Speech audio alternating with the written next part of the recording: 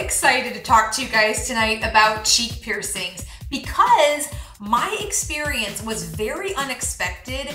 Two different things happened when I went to get my cheek piercing that I totally wasn't expecting. And if you're going to get your cheeks pierced, these things might happen to you. So I wanted to let you know, of course, when you're going to get your cheeks pierced, you need to make sure that you're working with someone who is a serious professional. The guy who did my cheek piercings was the professional of the shop I went to with like 20 years experience. This guy has actually been a part of like Ripley's Believe It or Not. He travels with the circus. He's done piercings from top to bottom. And I totally trusted him as my piercer for this very delicate piercing.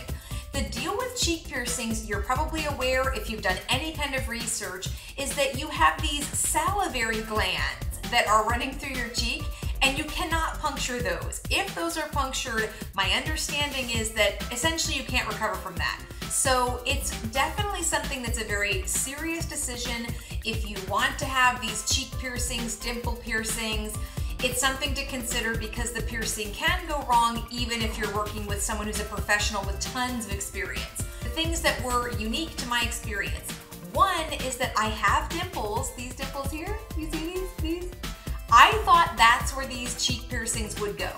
When I went in, I said, hey, I'd like to have my dimples pierced. I want cheek piercings and I want them to go right here in my natural cheek dimples. And the piercer said, nope, that's not gonna work. He felt the inside of my cheek and he said, there's a natural spot. It's kind of a pocket in your cheek that you can feel, almost like a space without muscles. It just felt different. It definitely feels like a pocket if you feel it. And that's basically your sweet spot. For me, my sweet spot was much closer to my lips than I expected it to be. And now I essentially have kind of like a double dimple. Here is where I was expecting to have my piercing. And because my piercing is done here, it almost looks like I had a natural dimple there, and I really didn't. My dimples really are back here. My second thing is that one of the beautiful things about cheek piercings is that it adds symmetry to your face.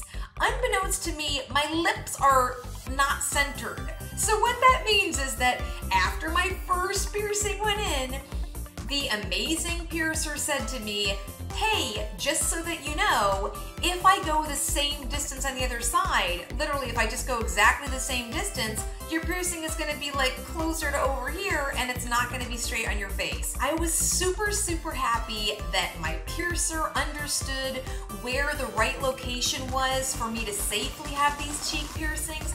And I was really thankful that he just told me, hey, your lips are kind of over this way, but if you'd like for me to put your piercings in the right position, then it'll make your face look more symmetrical. So I definitely feel like I look more attractive with these cheek piercings, and that's part of the reason why, even if they are a pain to clean for a long period of time, I'm gonna keep them because I love them. They are fantastic.